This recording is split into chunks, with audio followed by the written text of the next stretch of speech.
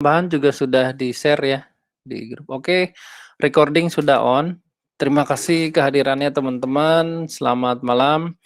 Bersama kembali di kelas komunikasi data untuk keamanan materi kali ini yaitu keamanan komunikasi data.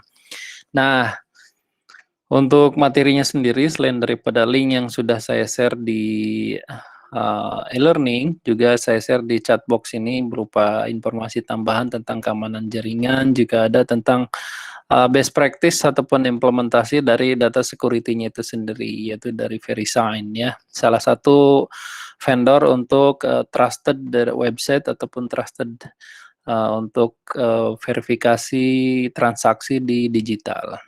Nah, sebagai awalan kita ketahui dulu kembali lagi ke data itu ya. Karena apa itu data sendiri untuk mengupas, saya prolog dulu nih.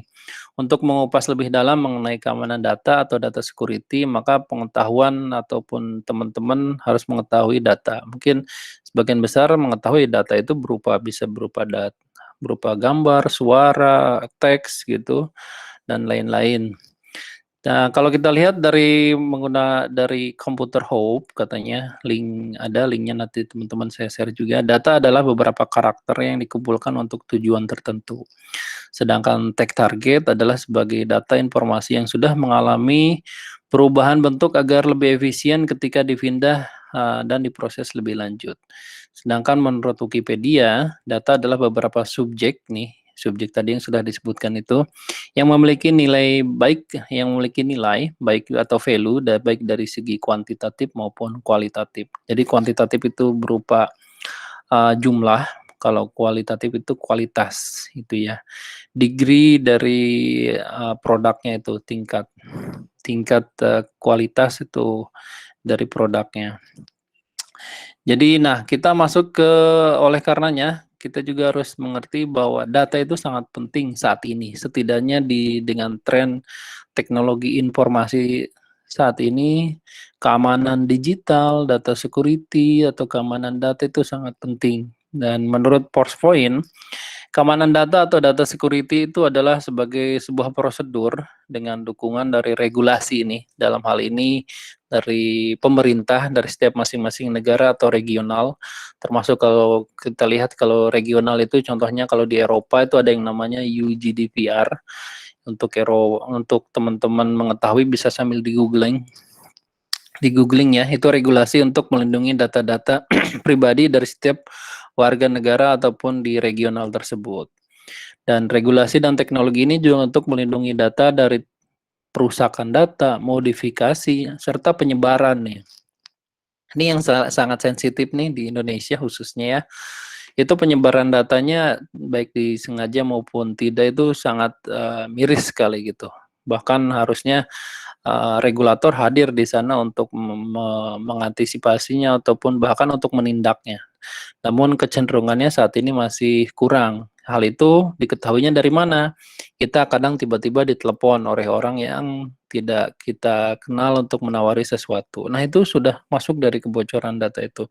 SMS juga. Walaupun ada kemungkinan SMS blast, tapi kalau di SMS blast itu mengetahui misalnya nama teman-teman, misalnya ada nama Mas Hanif.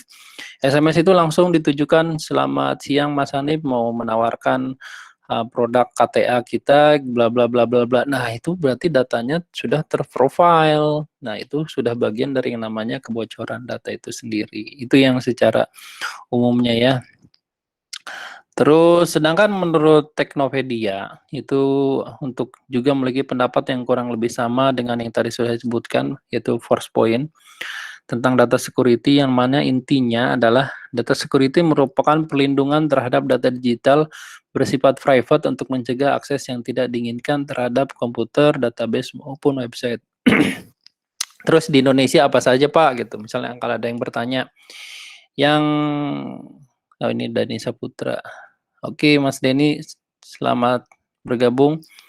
Untuk diketahui kalau di Indonesia, sejauh yang saya pahami itu mengenai keamanan data, khususnya data digital, itu di concern oleh regulator di Kominfo dan BSSN, Badan Cyber Sandi Negara. Itu 2 institusi tersebut yang mengatur maupun secara praktikalnya, gitu. Adapun seperti contoh di di Singapura itu ada namanya regulasinya namanya PDPA, Personal Data Protection Act, itu yang mengatur untuk data proteksi di sana, gitu. Dan selanjutnya apa ya, oke, masalah keamanan data berarti itu adalah masalah kita semua. Jadi percaya atau tidak, keamanan data atau data security juga akan atau bahkan sudah menjadi hal penting dalam kehidupan kita sehari-hari. Betapa tidak katanya. Kini contohnya seperti perekaman data, contohnya ini kayak penyadapan hingga penyebaran data yang sudah tidak memerlukan lagi. Bahkan kita pun bisa dicari di misalnya di sosial media, Shopee gitu. Barang-barang yang memang harusnya tidak diperbolehkan diperjualbelikan secara mudah, itu bahkan dengan mudahnya kita bisa dapatkan gitu. Dan semua orang bisa merekam data atau menyebarkan data itu sendiri. Contohnya kayak sekarang itu kan banyak sekali kan di sosial media. Terus selanjutnya kalau teman-teman pernah nonton film The Circle, yang itu kurang lebih filmnya menceritakan tentang di mana ketika data bukan lagi menjadi milik pribadi dan menjadi konsumsi secara umum, itu lebih tepatnya semua orang tahu kita ada di mana, sedang ngapain, transaksi apa, itu sebenarnya bisa menarik nih. Tapi di satu sisi tidak ada yang namanya privacy untuk kita, sehingga pada saat privacy itu menjadi dipublikasikan, hari itu akan mengikis rasa-rasa humanisme dan bahkan proteksi data kita bahkan menjadi bahaya gitu. Sehingga orang yang tidak berkepentingan juga akan melihat ini potensi ini dia ada di mana aja gitu. Dan itu berbahaya bagi kita maupun bagi keluarga kita. Terus kenapa data security itu penting? Ya, untuk yang lebih cepatnya, ya sebelum ke materi, karena materi di compile itu lebih ke kriptografi dan lain-lain. Makanya ini awalan prolognya sebagai gambaran dulu. Mengapa data security itu penting? Saat ini itu penting banget malah. Dan untuk diketahui bahwa hampir bisa dipastikan bahwa kita saat ini seluruh warga negara Indonesia yang tinggal di Indonesia menggunakan nomor telepon kan, smartphone ataupun handphone biasa, dan pasti pernah mengalami pencurian data tersebut yang tadi sudah saya jelaskan ataupun ceritakan di awal, seperti mendapatkan SMS penipuan hadiah, uang tunai yang mengatasnamakan dari beberapa organisasi atau perusahaan, dan itu merupakan bagian dari istilahnya atau ada yang suruh mengklik link tertentu. Itu juga bagian dari jebakan Batman itu, bahwa kita akan redirect ke sana, lalu handphone kita akan di spyware atau malware, dan akan berdampak buruk bagi handphone kita yang akan diawasi oleh orang-orang yang tidak berkepentingan itu. Dan dari contoh beberapa kasus di atas ya, tadi sudah disebutkan, 3 hal yang penting menjadi kenapa keamanan data itu penting. Yang pertama adalah untuk mencegah potensi kerugian material. Ya, itu pasti ya. Itu diantaranya itu mencegah, kalau misalnya sudah kejadian, setidaknya kita bisa meminimalisir hal tersebut. Lalu juga mengurangi resiko penyalahgunaan dari data dan informasi tersebut. Dan yang terakhir adalah memperkecil peluang tindakan kriminal, yang semuanya berurusan dengan yang namanya resiko. Lalu apa yang harus kita lakukan nih kalau kita sehari-hari? Mungkin teman-teman ada yang misalnya sekarang lagi di rumah, lagi di luar, lagi sambil dengerin kita kuliah online ini. Yang paling pertama harus di-concern ataupun diperhatikan adalah perhatikan hal yang kecil. Walaupun pada saat kita akses tertentu login, seperti masuk rumah pun kan dikunci gerbangnya, itu kan agak ribet kan kelihatannya. Tapi itu juga penting untuk keamanan pada saat kita mau masuk rumah. Bisa dibayangkan kalau tidak dikunci sama sekali. Nah, itu berbahaya kan. Makanya di smartphone juga setidaknya teman-teman di lock gitu, ataupun baik itu berupa PIN maupun berupa password. Lalu selanjutnya apa yang harus kita lakukan adalah dengan membatasi akses. Jadi limitation kalau di Cisco, kalau teman-teman sudah ngambil CCNA 1, 2, 3, itu ada satu subjek namanya access list, bahkan di firewall. Nah, itu teman-teman bisa pelajari secara praktikalnya di sana bagaimana untuk membuat access list di dalam suatu network agar transmisi datanya bisa diatur orang yang berhak maupun tidak berhak, baik dari sisi recipient maupun dari yang sendernya itu bisa diatur juga. Lalu pilihlah partner kalau misalnya di organisasi ini yang benar-benar paham akan pentingnya keamanan data atau security tersebut. Kalau di kantor untuk pada saat misalnya kerjasama bisnis pun ada istilah namanya NDA, non-disclosure agreement. Jadi non-disclosure agreement itu bukan perjanjian kerjasama, tetapi perjanjian untuk kerahasiaan data antara dua organisasi. Walaupun belum kerjasama, tapi pada istilahnya saling bertukar informasi tersebut agar untuk menjajaki potensi kerjasamanya. Kan harus ada tukar informasi. Nah, itu ada namanya NDA agreement itu. Jadi, itulah beberapa prolog dari pentingnya keamanan dalam komunikasi data. Kita lanjut ke pendahuluan ya, masuk nih ke materinya. Jelaskan tadi suaranya? Halo? Jelas Pak, jelas. Jelas Pak, jelas. Oke, ya. Jelas Pak. Oke, yang pertama, keamanan merupakan salah satu aspek terpenting dalam sistem komunikasi. Itu penting ya. Kalau teman-teman misalnya di warnet atau main di PS di mana tuh, kalau buka browser daripada browser yang biasa, teman-teman buka mode yang incognito atau mode private. Itu lebih aman. Jadi pada saat teman-teman close ataupun shutdown PC-nya, data teman-teman tidak tersimpan atau tercapture di browser tersebut atau di PC-nya meskipun teman-teman lupa logout, misalnya ada telepon dari saudara atau dari orang tua, terus langsung aja jalan naik motor gitu keluar. Nah, itu akan salah satu untuk meminimalisir hal tersebut. Selanjutnya adalah kemajuan sistem komunikasi juga sangat memiliki banyak keuntungan walaupun ada beberapa aspek negatifnya. Contohnya pencurian, penipuan, penyadapan komunikasi, dan lain sebagainya. Terus selanjutnya adalah untuk hal tersebut di atas, dibutuhkan sebuah metode atau cara untuk meminimalisir hal negatif tersebut. Ya, salah satunya ya dengan keamanan data. Dan keamanan data ini salah satu solusinya itu dengan mempelajari adanya bidang ilmu kriptografi. Nah, kalau dari kelas yang sebelumnya, ada yang beberapa ngambil kelas kriptografi juga. Di sini ada yang ngambil kelas kriptografi? Ada Pak. Ada banyak, ada berapa orang? Halo? Ya Pak. Ada yang ngambil Ada banyak, kelas? Pak, ada banyak. Ada Ini banyak, wah. Ya, ada lumayan banyak Pak. Berarti kalau gitu ini sebenarnya kelas sudah selesai nih. Ternyata di materinya semuanya tentang kriptografi. Kalau gitu saya skip saja ya. Ini kan ini nih tentang ini bagian dari kriptografi yang sudah menjadi ciphertext. Terus welcome to kriptografi, terminologinya adalah data informasi yang dapat dibaca dan dimengerti maknanya. Plain text namanya. Kalau ciphertext itu informasi yang sudah berikan kunci gitu. Ini pesannya berupa halo apa kabar, audio, gambar, video. Saya cepet-cepet ya. Karena ternyata semuanya sudah pada ngambil kriptografi ini. Terminologi selanjutnya adalah pengirim, sender, pihak yang mengirim pesan, pihak yang menerima pesan.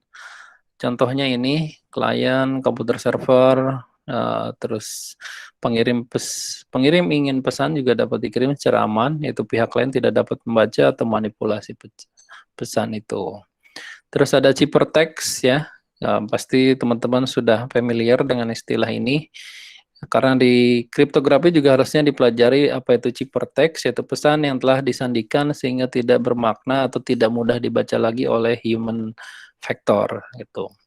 Dan tujuannya adalah agar pesan tidak dapat dibaca oleh pihak yang tidak berhak. Namun kalau orang tersebut pihak yang itu berhak, ataupun emang dia yang berwenang, berarti dia juga memiliki kuncinya untuk membuka ciphertext tersebut. Contohnya ini, misalnya jemput gadis itu di depan gang jam 11 siang gitu ya, saya rubah aja nih. Nah, ini ciphertextnya ini, biar ada teman yang lain tidak bisa membaca apa yang dikirimkannya begitu. Terus ada enkripsi ini, atau encryptions. Itu proses untuk menyandikan plain text menjadi ciphertext. Itu proses enkripsi namanya, atau nama lainnya encipering. Dekripsi atau decryption itu proses mengembalikan ciphertext menjadi plain text semula atau di ciphering. Nah, ini terminologinya pasti teman-teman bahkan sudah mulai, kalau ada tugas proyeknya bahkan sudah buat aplikasinya ya.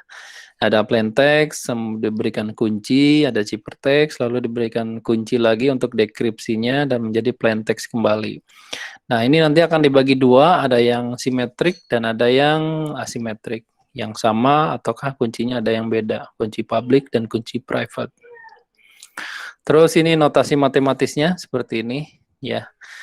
C itu ciphertext, P itu plain text, E itu proses enkripsi, D itu berarti proses dekripsi. Bukan deskripsi, tapi dekripsi. D, E dalam kurung ini plain text untuk menjadikan kembali plain text. Aplikasi enkripsi dan dekripsi ada dua, ada data encryption on motion, berarti melalui saluran komunikasi, dan at rest, berarti di dalam disk storage ataupun offline. Terus selanjutnya data encryption on motion, yang on motion itu yang di dalam saluran komunikasi ya. Itu contohnya ada di handphone, terus ada nomor PIN-nya di ATM untuk transaksi gitu. Terus nomor PIN kartu kredit, bahkan sekarang transaksi kartu kredit pun contohnya kalau di online itu ada OTP lagi, on time password, untuk memverifikasi dan validasi kalau yang melakukan transaksi itu betul. Ya, orang yang memiliki si kartu kredit tersebut. Lalu siaran televisi berbayar, dan ini ada contoh yang sudah lama ya, BBM atau BlackBerry Messenger. Sekarang pun kan WhatsApp, Telegram, Signal gitu. Terus ada lagi apa ya, BIP, itu juga salah satu fitur-fitur dari untuk pengiriman pesan secara instan yang memang mereka mengedepankan juga end-to-end encryption-nya. Lalu ada ini contoh dokumen teks, plain text, ini ada ciphertext-nya, ini tidak bisa dibaca kembali karena sudah diberi atau diproses enkripsi tersebut. Terus selanjutnya di dokumen gambar, kalau teman-teman pernah nonton Da Vinci Code ya, ataupun film action yang misteri gitu, nah ataupun action yang model trailer, nah ini bisa dilihat bahwa untuk memecahkan suatu kasusnya dia harus mengkode kembali, ini ada cipher image di dalamnya, dan ini terkandung berarti ada pesan yang dikirimkan yang harus dipecahkan gitu. Nah, ini basis data nih. Kadang-kala kalau teman-teman nih suka buka database MySQL ataupun SQL ataupun database lainnya, misalkan suka kebukanya ini nih, pada yang gambar di bawah ini. Nah, ini tuh bukan berarti datanya salah, datanya itu betul, namun di fasilitasnya sudah diberikan istilahnya untuk mekanisme ciphertext-nya on gitu, fiturnya. Sehingga pada saat teman-teman buka, bukan menggunakan user admin ataupun user yang memang untuk membuka database tersebut, tampilannya akan seperti ini, tidak terbaca dengan betul ataupun tidak sesuai lah gitu terlihatnya, karena tinggi ini isinya malah JP gitu, lalu berat ini EPEP gitu, apa ini gitu kan, tidak sesuai atau tidak bisa dibaca secara manusiawi. Selanjutnya ada terminologi atau kriptografi, ini adalah berasal dari bahasa Yunani, crypto atau hidden atau secret, berupa secret writing ataupun tulisan yang rahasia. Kalau definisi lamanya katanya, ilmu dan seni untuk menjaga kerahasiaan pesan dengan cara menyandikannya ke dalam bentuk yang tidak dapat dimengerti lagi maknanya. Terus ini masih sama ya, intinya adalah ilmu dan seni untuk menjaga keamanan pesan atau message. Terus ini algoritma kriptografi adalah cipher untuk encipering dan deciphering kalau untuk didekripkan. Next, cipher tidak sama dengan code. Kode itu menjadi tersendiri dalam kriptografi. Ini contohnya, jadi kodenya macam-macam. Kalau cipher bahkan ini tidak berupa huruf saja, bahkan kompleks.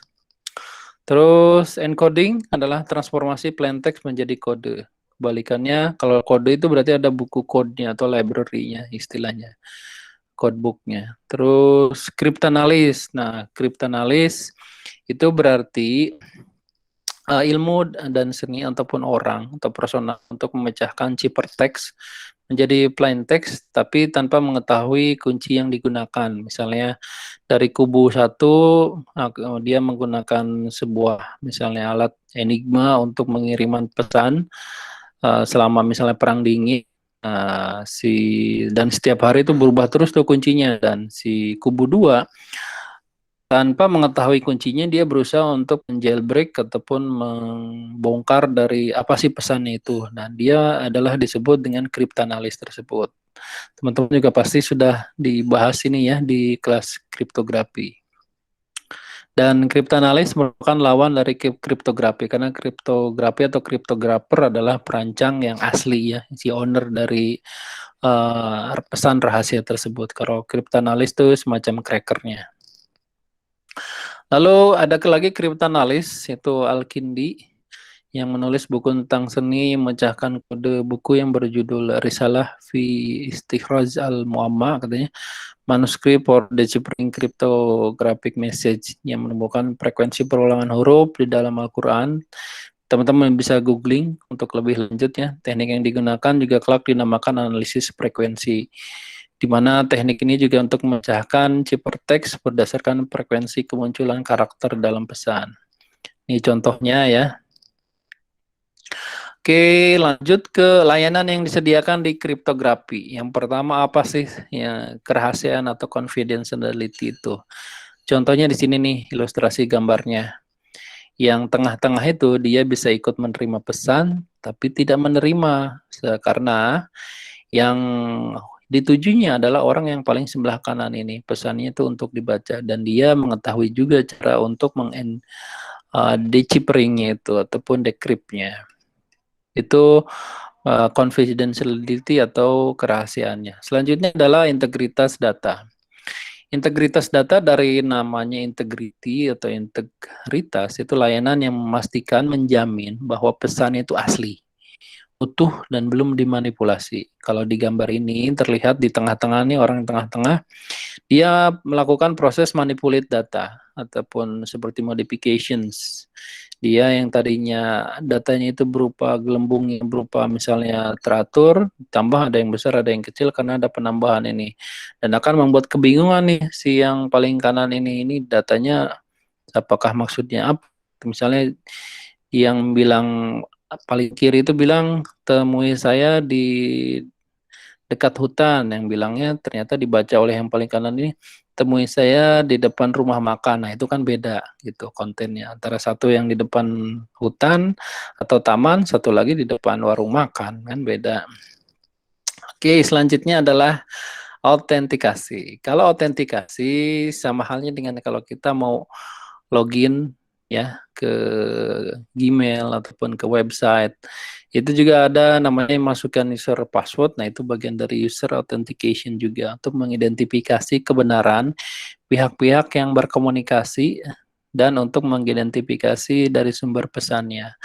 Kalau di sini terlihat nih, si ini mengirimkan pesan ke sini, namun sama dia diklaim nih dikirimnya ke sini, padahal tidak untuk diklaim, sehingga akan sama juga.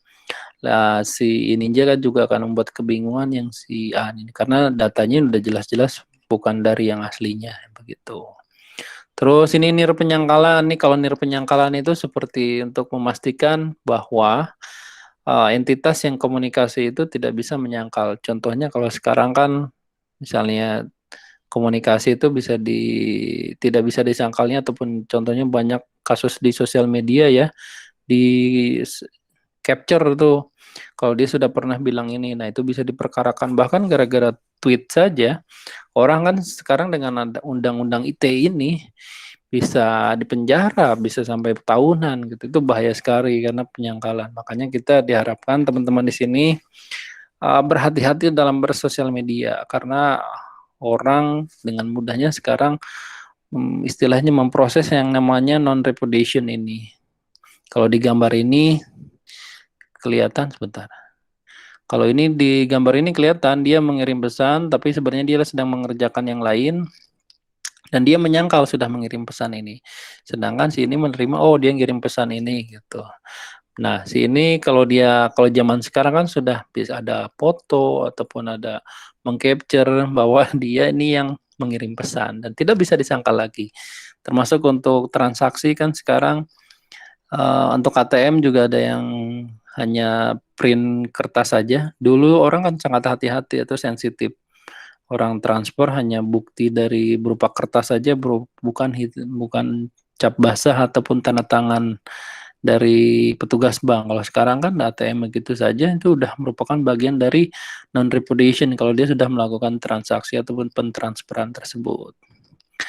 Nah, untuk saat ini kehidupan kita saat ini dikelilingi oleh kriptografi. Contohnya di ATM itu tempat mengambil uang, handphone yang kita gunakan, yang kita sedang online ini pun kita sedang menggunakan kriptografi. Contohnya pada saat login ke kuliah online ini ada proses autentikasi dari saya approval atau tidaknya gitu. Terus ada internet, gedung juga sampai ke pangkalan militer. Terus, nah ini masuk ke kriptografi kunci simetrik. Ini sederhananya, teman-teman juga sudah clear ya.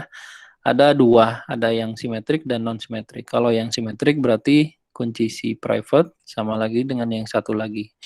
Antara di proses enkripsi dengan dekripsi itu sama kuncinya. Dan itu semuanya dinamakan kunci private. Contohnya ini ya, ada DES, Blowfish, Idea, dan lain-lain. Ini mekanismenya, jadi sama kunci yang digunakan yaitu key K. Terus untuk kriptografi yang near symmetric atau asimetrik, jadi kunci yang public dinamakan K1, satu lagi kunci private K2. Ini bisa algoritmanya atau kuncinya bisa didapatkan dari mana saja gitu. Bahkan untuk membuka kunci public ini istilahnya bisa terbuka gitu untuk orang yang tidak berhak pun. Tapi pada saat dia akan melakukan istilahnya mendekripkan kembali itu tidak bisa serta-merta dengan mudah karena ini ada yang berbeda kuncinya, kunci private dan memang tidak didistribusikan secara luas. Hanya orang yang untuk malah berwenang saja yang memiliki kunci private tersebut, si K2-nya. Makanya diistilahkan ada kunci public atau secret key atau kunci private. Dan ini kunci near symmetric, ada kriptografi kunci public, dapat dianalogikan seperti kotak suara yang terkunci dan memiliki lubang untuk memasukkan surat. Nah, di mana kotak suratnya itu kan bisa dimasukkan oleh semua orang, tetapi yang boleh mengambil ataupun melakukan proses pengirimannya hanya si posnya saja gitu yang memang dia memiliki kuncinya.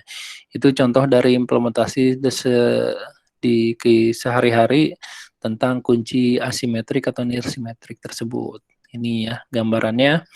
Original data ada public key dan private key dan ini berbeda antara si public key dengan private key tersebut. Next, keuntungannya kalau untuk yang asimetrik itu ada kurang lebih 3. Tidak ada kebutuhan untuk mendistribusikan private ya sebagaimana pada sistem yang simetrik. Lalu kunci publik juga dapat dikirim ke penerima melalui saluran yang sama, bahkan saluran yang publik sekalipun, misalnya WiFi yang biasa, WiFi publik, dengan saluran yang digunakan untuk mengirim pesan. Saluran untuk mengirim pesan juga umumnya tidak aman biasanya gitu. Tapi itu nggak apa-apa karena itu kunci publik. Namun untuk kunci private tidak bisa share kepada orang lain. Dan yang kedua, jumlah kunci juga dapat ditekan. Kalau yang model si near symmetric. Jadi sedikit tidak ditekan tuh maksudnya. Contohnya ada RSA, Elgamal, Rabin, Helmai Key Exchange, DSA, dan lain-lain. Yang paling terkenal mungkin teman-teman pasti kebanyakan RSA. Tadi di kelas sebelumnya juga mereka familiar sekali dengan yang namanya RSA tersebut sebagai kunci near symmetric. Oke.